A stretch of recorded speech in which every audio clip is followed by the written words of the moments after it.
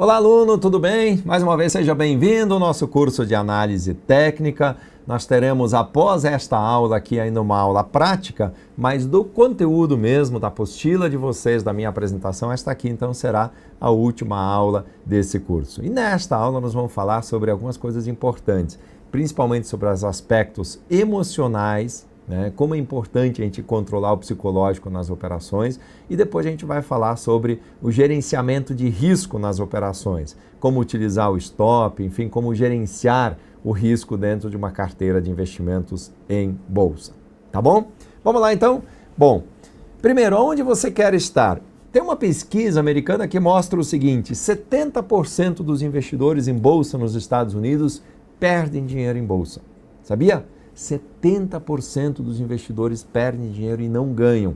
Cerca de 11,5% têm lucros de fato consistentes, conseguem aumentar seu patrimônio de forma significativa. Os demais ficam meio que ali num 0 a 0. Tá? Isso foi uma pesquisa realizada lá nos Estados Unidos. Aqui no Brasil a gente não tem números, nenhuma pesquisa realizada nesse sentido, mas certamente os números não devem ser muito diferentes desses. Tá? Ou seja, é possível ganhar dinheiro em bolsa, é possível ganhar muito dinheiro em bolsa.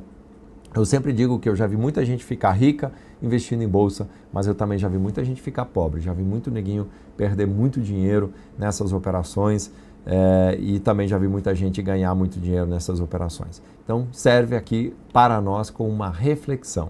Aonde você quer estar? Entre os 70% que perdem ou entre os 11,5% que ganham? Quais são os que ganham?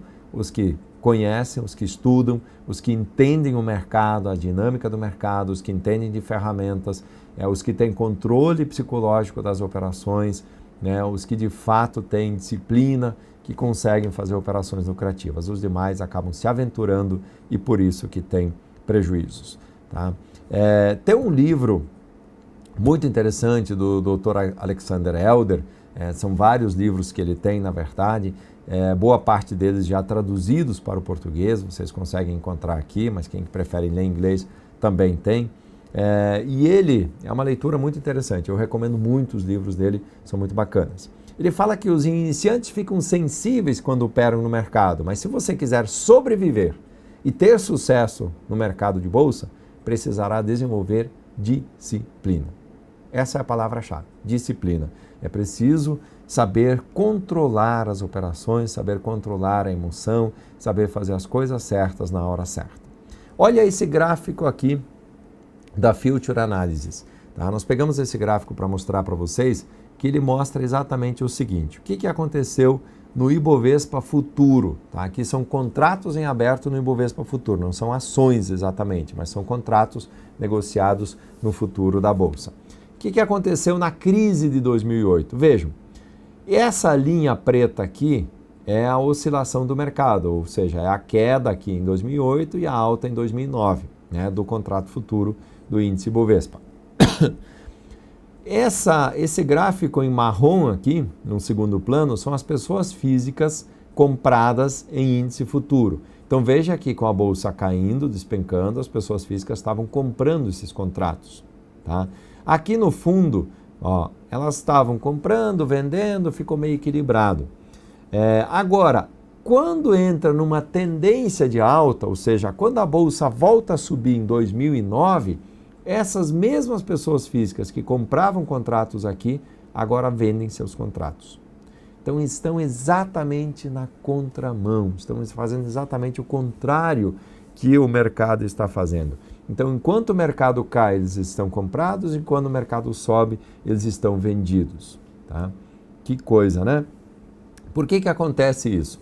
Veja, o gráfico mostra, durante essa forte tendência de baixa do mercado em 2008, as pessoas físicas passaram o ano todo comprando contratos, enquanto o índice caía. Em 2009, a tendência muda, a bolsa começa a subir, as pessoas físicas passam o ano todo vendendo contratos, mesmo com a forte alta. Então, perdendo dinheiro na queda e perdendo dinheiro na alta. Então, isso endossa a tese de que o investidor pessoa física, na maior parte das vezes, acaba vendendo os papéis nos fundos e acaba comprando nos topos, fazendo exatamente o contrário que a gente deveria fazer na bolsa. Olha, enquanto as pessoas físicas faziam aquilo, o que os investidores estrangeiros faziam na bolsa? Olha a diferença, gente. Veja, a bolsa vem caindo, esses caras estão totalmente vendidos nos contratos. A bolsa começa a subir, final de 2008, início de 2009, eles estão comprados nos contratos. Exatamente aqueles contratos que os brasileiros, as pessoas físicas estavam vendendo, esses caras estavam comprando. Então eles ganharam dinheiro vendidos na queda em 2008, ganharam dinheiro comprados na alta de 2009. Tá muito interessante esse estudo aqui, que mostra realmente na prática como é que o mercado, como é que os investidores em geral se comportam. Tá? Então a gente vê, né, que além disso a presença ela é muito forte dos gringos e isso acaba desequilibrando o mercado. Então quando eles vendem o mercado tende a cair, quando eles compram o mercado tende a subir. Qual é o nosso desafio então enquanto investidores, gente? O grande desafio é estar com a força dominante do mercado. Quem é a força dominante aqui? Os investidores estrangeiros. Enquanto eles vendiam os contratos, a bolsa caía. A hora que eles começaram a comprar os contratos, a bolsa subiu. Então eu preciso me juntar a esses caras. Eu preciso fazer o que eles estão fazendo e não remar contra a maré. Não achar que o mercado vai cair e entrar vendido enquanto todo mundo está achando que vai subir e entra comprado. Tá? Não adianta querer insistir e você, né, usar a emoção versus a razão. Por quê? Porque normalmente o investidor iniciante ele é muito emocional. E as decisões, quando a gente fala em investimentos, em bolsa, tem que ser absolutamente racionais. Esquece a emoção, deixa de lado a emoção, ela não serve para nada, ela só serve para perder dinheiro, para fazer as coisas erradas. Então as pessoas, né, quando se deixam levar pela emoção, elas continuam comprando papéis, mesmo quando estão caros, né, porque outros estão comprando. É o sentimento de rebanho muitas vezes, ou seja, o outro está perdendo, né, eu estou perdendo dinheiro, mas o outro também está perdendo. Então as pessoas parece que se abraçam nisso, né? A pessoa olha para o lado e vê que o outro também está numa pior, tudo bem, não sou só eu, né? Eu estou na mesma. Tá? Então estar junto de um grupo, mesmo que esse grupo seja perdedor, gera uma sensação de confraria, gera um certo conforto, gera um certo bem-estar para essas pessoas. Então o investidor pouco preparado, ele compra nos topos e vende nos fundos e não compra nos fundos e vende nos topos como ele deveria fazer. Então o investidor profissional, ele está treinado, ele age racionalmente, não emocionalmente. Usando essa razão, a gente precisa gerenciar o capital e controlar as operações para não dar ruim. Tá? Uma das coisas mais importantes para gerenciar o capital é utilizar o stop. Várias vezes durante esse curso aqui eu falei sobre stop, né? Stop loss. É você sair da operação na hora certa, tanto no stop loss quanto no stop gain. Então o stop loss ele é acionado quando a sua operação ultrapassa o limite que você suporta perder dentro da sua estratégia. Professor, uma das coisas que as pessoas mais me perguntam, né? Professor, mas qual é o melhor stop loss? Professor, mas aonde eu coloco stop loss? Professor, mas qual é o percentual de perda para estabelecer stop loss? Veja, tem que tomar muito cuidado que não existe um número certo para isso. Existe um número certo para a sua estratégia.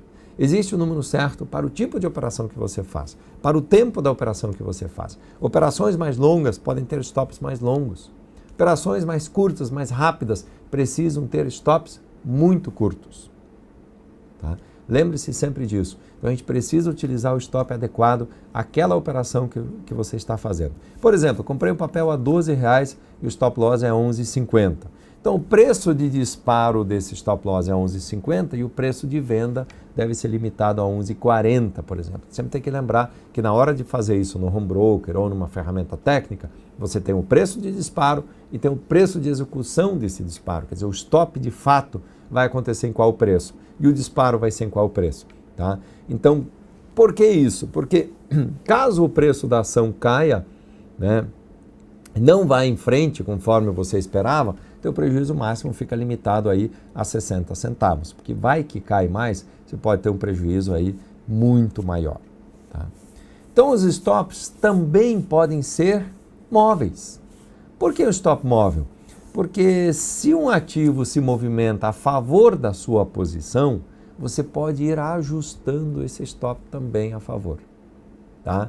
Então, por exemplo, você comprou uma ação a R$20, a ação sobe, você colocou o stop a 19, por exemplo. A ação vai a 21, você já ajusta o stop para 20. Se a ação vai a 22, você ajusta o stop para 21. Ou seja, você vai acompanhando a alta do papel. Se em algum momento essa ação começar a cair rapidamente, ela estopa você, mas no lucro. Entendeu? Você toma um stop, mas com ganho. Isso que é o importante. Então você minimiza perdas e garante o lucro da sua operação. Então você comprou uma ação a R$12, por exemplo, o stop inicial era R$11,50, nesse exemplo que a gente deu. Se a ação está valendo R$13, você pode subir o seu stop para 12 ou 12,50 talvez. Tá? E aí você garante o ganho se eventualmente o papel cair. Então isso é o stop loss. Gente, jamais afaste o stop loss. O stop loss você só movimenta na direção da sua operação e nunca contrário. Ou seja, comprei o papel a 20, coloquei stop a 19. O papel está próximo de 19, eu afasto o stop para 18. Está errado. Não serve para nada esse stop. Tá? No máximo você vai fazer é subir o stop para acompanhar a operação, mas não descer ele, né, para fugir, para sair com prejuízo maior. Então não serve para nada. Se você afastar o stop toda vez que o papel chega perto, você nem deveria ter colocado stop. Tá? O stop gain, então, é o que? O stop de ganho, quer dizer, ele vai ser efetivado quando a tua operação atinge, né, o objetivo que você esperava, a tua operação que foi vencedora, que você está no lucro. Então ele é acionado quando o lucro da operação já atinge o preço de encerramento, seja por uma determinação prévia ou por uma estratégia ou por uma redução de risco que você esteja fazendo. Então o investidor comprou a ação a R$12, o objetivo dela era até 14, tá? Ele já pode deixar lá uma ordem de venda a R$14, se a ação durante o dia, durante um determinado momento bater naquele preço, automaticamente vai estopar, vai vender esse papel. Então, nesse exemplo, o investidor ele vai ter que programar uma ordem stop nessa faixa de R$14 com limite a R$13,90. Utilize stop, gente. É a melhor ferramenta que você pode usar para sobreviver no mercado, para manter seu patrimônio, para não ter perdas muito significativas e depois não conseguir recuperar. Como é que vou gerenciar então meu capital? Bom, em primeiro lugar é não expor todo o capital numa única operação. Lembre-se do velho conceito da diversificação. Não coloque os ovos na mesma cesta. Eu preciso diversificar. Eu preciso fazer diferentes operações para não me expor a um risco grande demais.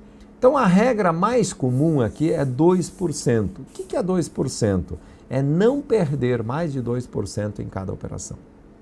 Tá? Não perder mais de 2%, porque aí começa a ficar complicado. Não perder mais de 6% num único mês. Tá? Você fez várias operações que deram errado, já perdeu 6% do seu patrimônio, esquece, sai fora, não opera mais, deixa passar um tempo, depois você volta. Tá? Até para não se deixar levar pela emoção. Tá? Essa regra vale para o capital destinado à renda variável, não ao seu capital total.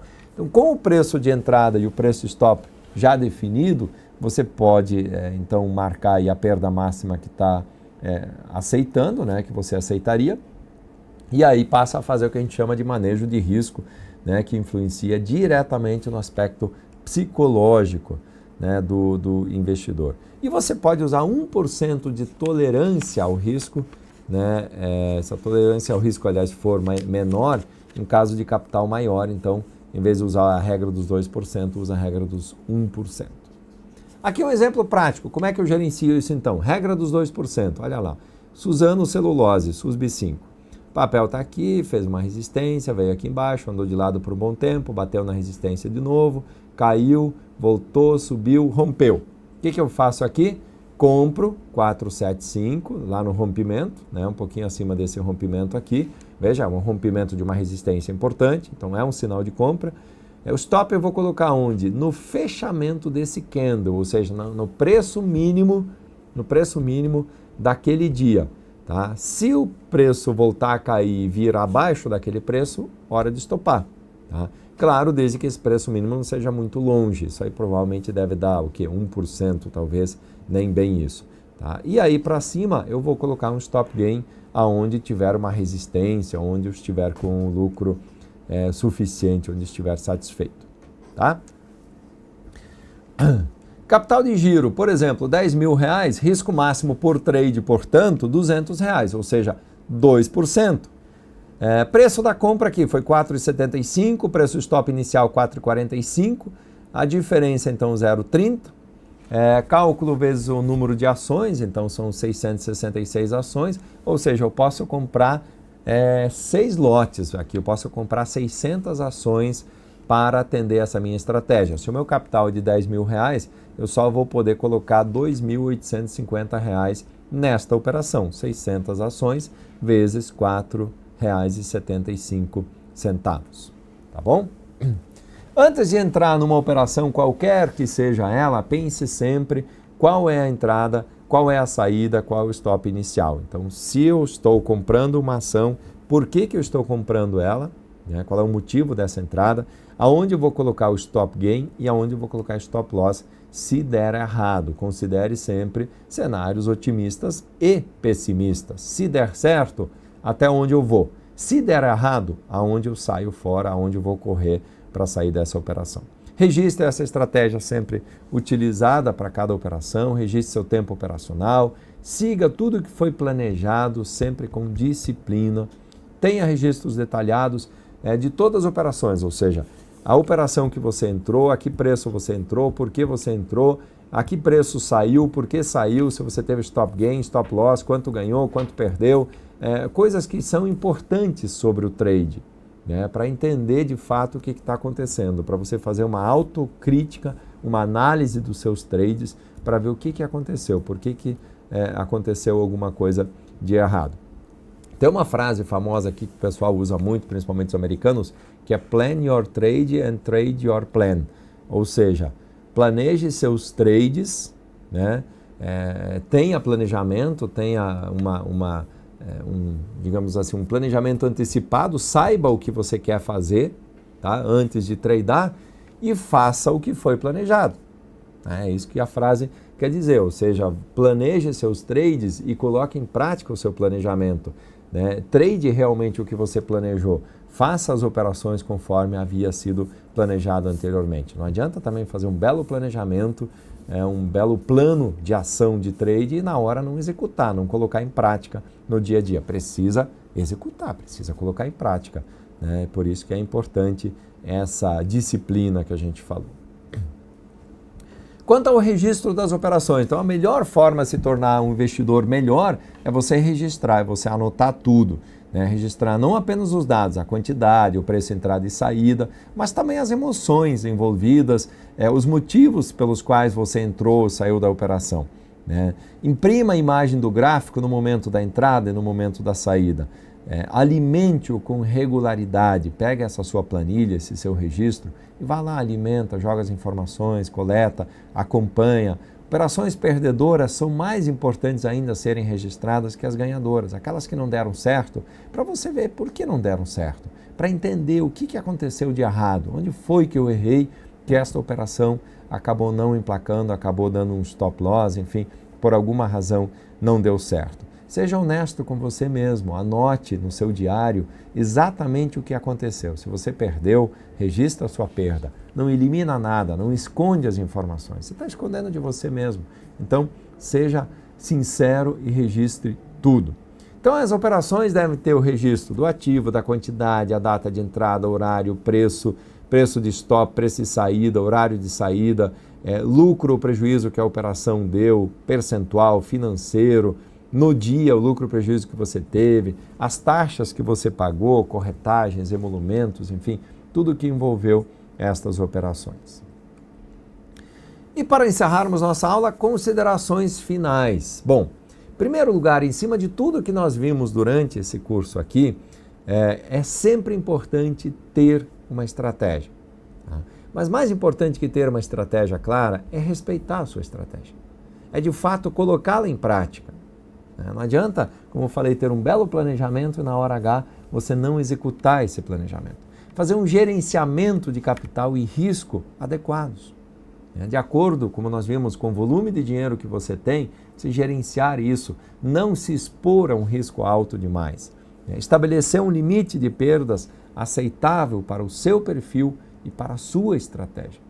E dentro desse limite tem que utilizar o stop, senão você pode ter perdas muito significativas em algumas situações. Quanto do seu patrimônio investir em ações? Especular? Alavancar? Como? Quando? São várias perguntas que eu preciso responder.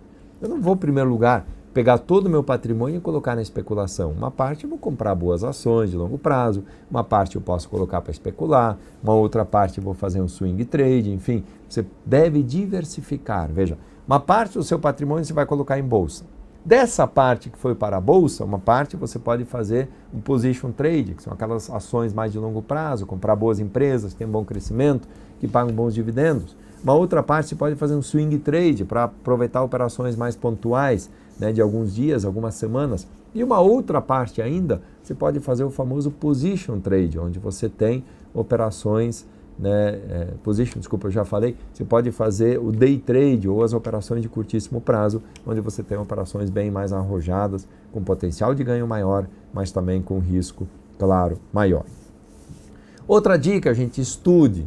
Nunca se satisfaça, nunca fique achando que você sabe tudo, que não precisa mais estudar, que não precisa mais se preparar. Não é porque você participou desse curso que agora é um especialista no assunto. Eu espero que você de fato tenha aprendido muita coisa e saiba como fazer as suas operações. Mas é preciso continuar esse aprendizado o tempo todo. Participar de outros cursos, de palestras, né, fazer leituras, discutir, trocar ideias com outras pessoas do mercado e tal. Tudo isso faz parte para que você cresça cada vez mais e se torne um investidor cada vez melhor.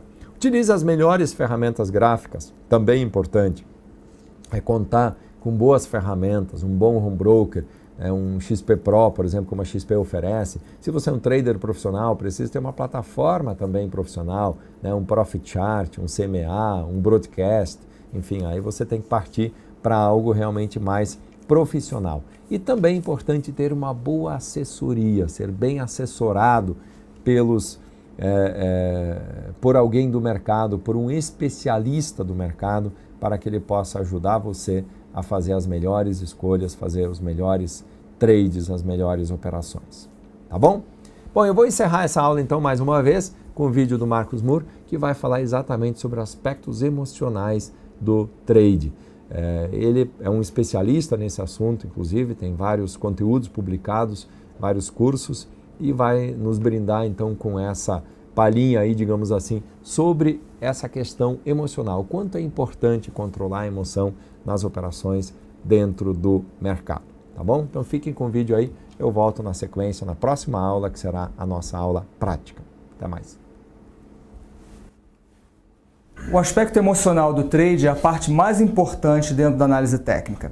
Podemos traçar um tripé com mente, manejo de risco e método.